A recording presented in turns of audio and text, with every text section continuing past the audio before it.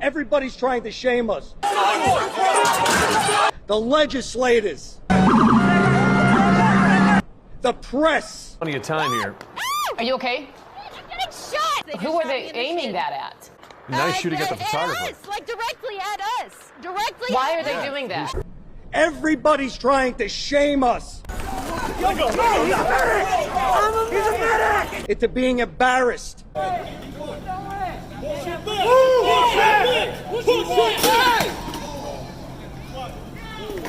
He is wicked!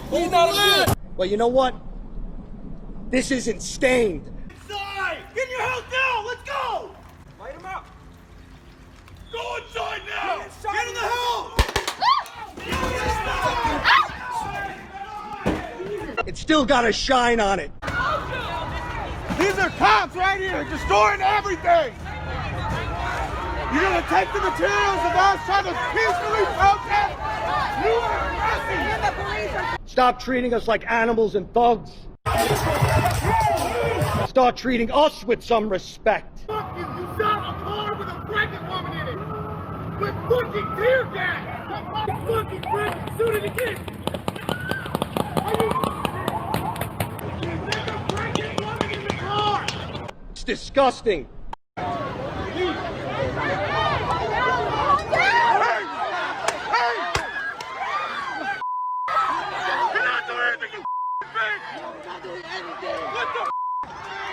Trying to make us embarrassed of our profession. Don't resist! Don't resist! Don't resist! Don't resist, bro! I'm not! And that's all I have to say. It's the faithless logician, dropping what's been missing. Coming for the jugular, but not let me catch you slipping. No tool needed other than my mind to dissect these delusions and correct them in real time. The slayer of dogma and baseless assertions don't come with that weak shit or you'll soon need a surgeon. But it's too late for your argument. It's been torn and shred. There is no coming back. It is completely dead. All I need is my brain and my pen to use as I see fit to flay and or mend these inexcusable policies that are impossible to defend. All I need is my brain and my pen. No trust needed, just take a second and listen as I redirect and clear your clouded attention to focus on the facts, evidence, and testable predictions, painting a picture to help explain these insights, hypotheses, and suspect claims, giving you the tools needed to separate the truth from the false and the utterly inane. The marks are legion and too many to name, but they all love money, bathing in it with no shame, while the rest of us fight over their scraps, struggling just to maintain. They've never read a war that they would not fund, yet they treat citizens asking for healthcare as low-life scum. But we're done asking, so get ready, because here the we come. This may come as a shock to some, but the police in America have one job and one job only: to protect the wealth and well-being of the owner class from the dregs of the working poor and nothing more. This has been the case since its inception, which can be traced back to the slave patrols of the 1700s and 1800s. These slave patrols were made up of white volunteers to locate and re-enslave runaways, crush uprisings and insurrection, and to ultimately enforce the draconian laws of the slave owners, and were empowered to use whatever means deemed necessary to do so, including forcefully entering one's home if they were suspected of sheltering someone they were looking for. Sadly, not much has changed, as Breonna Taylor's family can attest. Their northern, predominantly white counterparts, which were founded to specifically control a quote-unquote dangerous underclass made up of blacks, immigrants, and the poor, were not much better. After the Civil War, slave patrols were officially dissolved, as well as the black codes that followed. But these so-called black codes, which micromanaged how people with a certain amount of melanin in their skin could work, live, and travel, would go on to be the blueprint for the Jim Crow laws that terrorized black and brown communities for decades, for doing things as simple as drinking out of a water fountain and sitting at a lunch counter. Jim Crow laws that were brutally enforced by the police. The same police that refused to hold its white community members accountable for such things as murder and lynching. Lynchings that still occur today, as Ahmaud Arbery's family, as well as the families of Robert Fuller and a second unidentified black man that were recently found hanging from trees in Palmdale, California within 2 weeks of each other can confirm. Lynchings that would have and still may go unpunished until the outcry and backlash becomes too much for the police and DA to ignore. The 60s may have seen the abolishment of Jim Crow laws, but the 70s would see the beginning of a new era of terror for the black community, known as the War on Drugs. As we learned from Richard Nixon's former domestic policy chief, the disastrous drug war was intensely designed to target the administration's political opponents, specifically black people in the anti-war movement, or as Ehrlichman puts it, the Nixon campaign in 1968 and the Nixon White House after that had two enemies, the anti-war left and black people. You understand what I'm saying. We knew we couldn't make it illegal to be either against the war or black, but by getting the public to associate the hippies with marijuana and blacks with heroin, and then criminalizing both heavily, we could disrupt those communities. We could arrest their leaders, raid their homes, break up their meetings, and vilify them night after night on the evening news. Did we know we were lying about the drugs? Of course we did. This begins to explain why those with darker complexions are way more likely to be arrested and receive much harsher sentencing than their lighter-skinned counterparts, even though both groups use drugs at roughly the same rate. But the Nixon administration was only the beginning, for Ronald Reagan and every neoliberal president to follow would go on to exacerbate the problem by implementing mandatory minimum sentencing, 3 strikes and you're outlaws, and other oppressive policies specifically aimed at brown, black, and poor white communities, culminating with the infamous 94 crime bill, which of course was written by the current Democratic nominee, Joseph Shoot 'em in the leg Biden. As a result, America has become far and away the world's largest penal colony, locking people up at a higher rate than any other country in the world. Take that, Ruskies. As the drug war ramped up and raged out of control, white supremacists continued to infiltrate America's police force, as a 2006 internal FBI assessment warns. Only now they were getting better at blending in, at using what they termed ghost skins to better blend in with society, making it easier to advance their toxic bigotry, as this ex-white supremacist and law enforcement officer explains. This is from 60 Minutes. Here's a guy talking about white supremacists going into police work. Watch this. 30 years ago, we were skinheads. We wore swastikas and shaved heads, and you could identify us pretty easily. So we decided at that time to grow our hair out, to trade in our boots for suits, and we encouraged people to get jobs in law enforcement, to go to the military and get training, and to recruit there. Speaking of the military, they have been shipping their hand-me-downs to the police force for decades, thanks to the 1033 program, which has put billions of dollars worth of heavy-duty military-grade hardware into the hands of police, enabling them to terrorize small communities all over the country, using broken windows policing and asset forfeiture to siphon funds from the very people they're supposedly there to serve, forcing them to fund the very tools used to oppress them. Sidebar: asset forfeiture is the unconstitutional practice of stealing property and or assets of a presumed suspect without a warrant or justifying a cause, but merely on the assumption that the seized goods were to be used in criminal activity. Putting the onus on the suspect to prove otherwise, which is literally asking someone to prove a negative, which is just asinine, not to mention ass backwards to the way our criminal justice system is supposed to function. This vulturistic practice robs more money from people than legitimate thieves, but I digress. Most of this equipment goes to SWAT teams or other tactical units, which indeed are necessary in some cities at certain times. But all too often, they're used to bash in the heads of peaceful protesters in the name of defending the assets and interests of the wealthy, as they did to the water protectors at Standing Rock. But if police departments don't use these toys often enough, they will lose them, which leads to stats like 62% of all SWAT deployments being for low-level drug offenses, with only 7% of deployments being for what SWAT was initially developed for. This also leads to police showing up to peaceful protests wearing riot gear and armed with tear gas, which is illegal under international law and is against the Geneva Convention, while brandishing arms loaded with 40mm so-called rubber bullets that are strong enough to easily break camera equipment, fracture faces, crack open skulls, and dislodge eyeballs from their sockets with ease, as these peaceful protesters, journalists, and innocent bystanders can verify. But Jay, how can you call these peaceful protests? They're burning everything down and looting their own neighborhoods, you may be asking. Well, from what I've been able to see, everything has been pretty peaceful up until the moment the cops decide to do what they do best, unnecessarily escalate the situation, usually by literally cracking skulls and using chemical weapons, though I have yet to see cops go after actual looters and provocateurs. Speaking of which, most people I have seen start shit seem to be separate from the protesters and predominantly white. Listen, don't spray stuff on here when they gonna blame black people for this, and black people didn't do it. Suspicious white people that may or may not be cops and or supremacists. They all look mighty white to me. Only white people doing this fucking shit, man. With the two most blatant examples being the Umbrella Man, who on the second night of protest in Minneapolis smashed all the windows of the auto zone that would later go up in flames. The man who may or may not be Officer Jacob Peterson. Hey! Are you a fucking cop? And the woman dressed in black who started the fire at the Wendy's in Atlanta during the protest over the murder of Rashard Brooks, a man shot and killed in that same parking lot the night prior. Look at this white girl. Look at the white girl trying to set shit on fire. Look at the white girl trying to burn down the Wendy's. This wasn't us. Then there's the suspicious piles of bricks that have been conveniently strewn along the routes of the protest. Hey, where do them bricks go to? Where do them bricks go to? Where do them bricks go to? We gotta do better.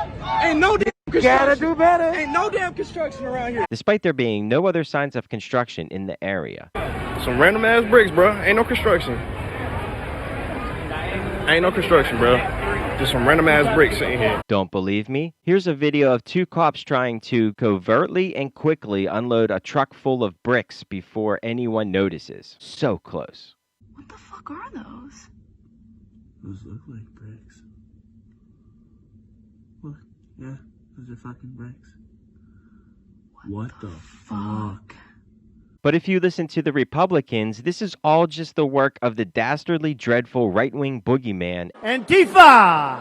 Even though the DOJ could find no link whatsoever between the group and any crime committed at these protests. Though there was one Antifa page found promoting hate, but that turned out just to be white supremacists trying to start shit.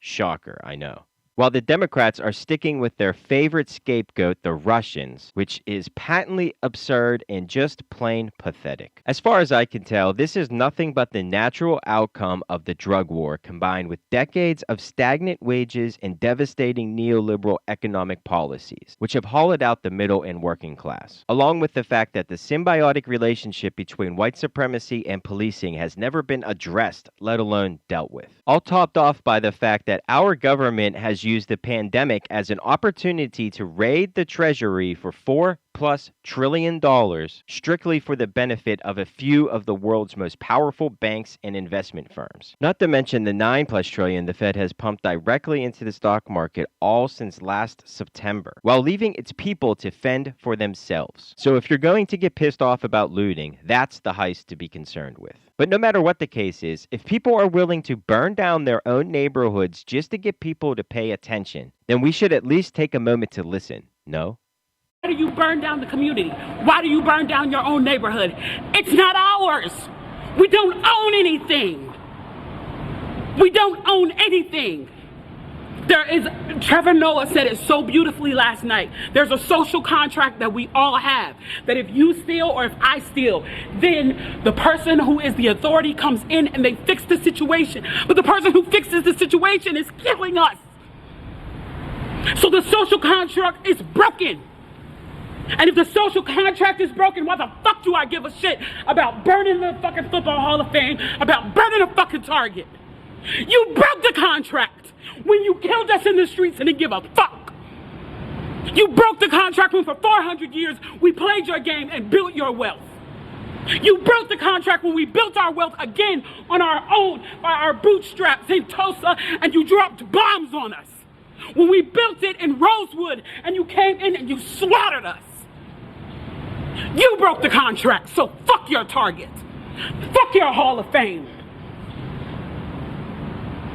As far as I'm concerned, they could burn this bitch to the ground. And it still wouldn't be enough. And they are lucky that what black people are looking for is equality and not revenge.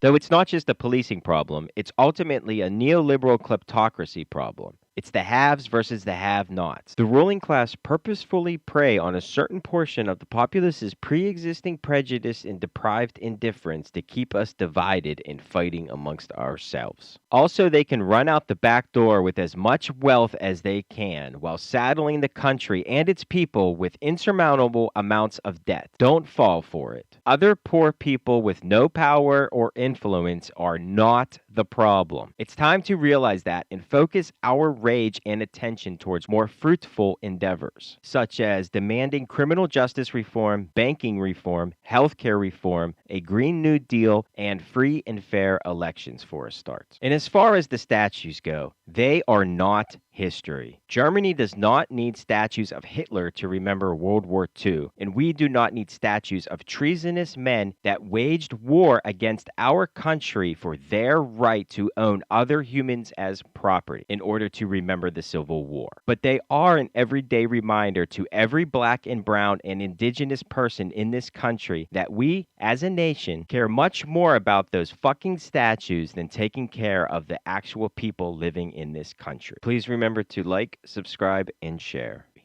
Jana.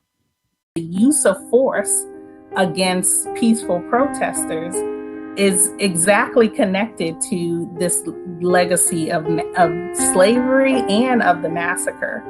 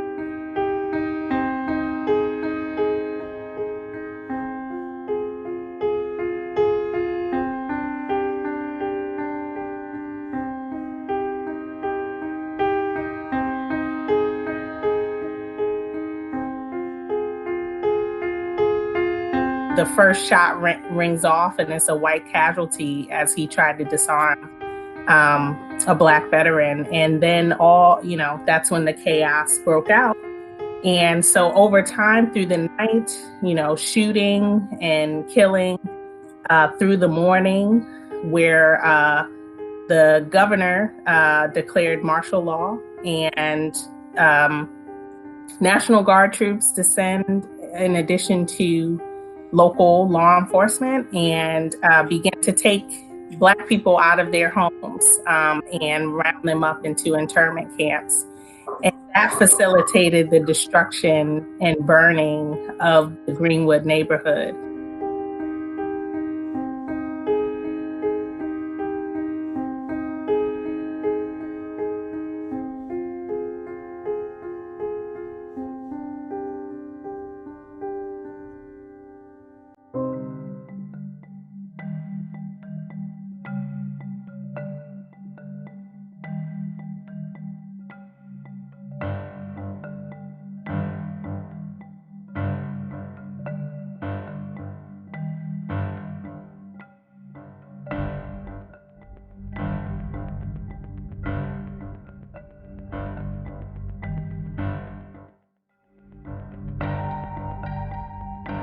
These communities were wealthy Black communities that were thriving. And you look at Greenwood today, and if you wanted to find Black Wall Street, unfortunately, you'd probably be standing under the Interstate 244 overpass, looking like, where is it?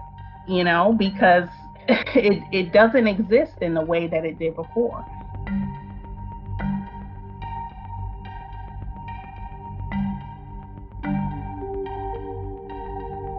Greenwood was a, Black-owned, Black-founded, Black-funded town. They did it themselves and without any help from the government. And then they rebuilt themselves after mass destruction without the help of the government. What does that say about us?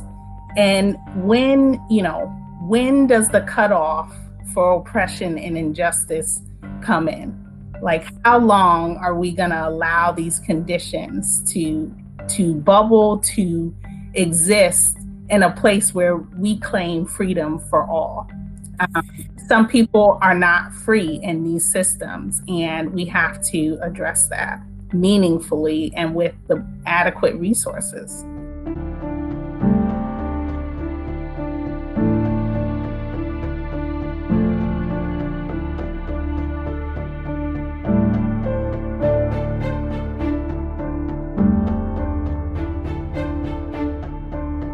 The Tulsa Race Massacre was not a riot.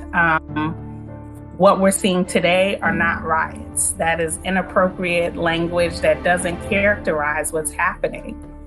These are rebellions and uprisings against a culture of white supremacy, against an oppressive police force, police state, and also these converging inequalities that Black people and poor people in particular cannot seem to escape. Slavery didn't end because someone was like, oh, we should stop, exploiting Black people. It ended because enslaved people raised up in rebellions against what was an oppressive and dehumanizing system. And they are lucky that what Black people are looking for is equality and not revenge.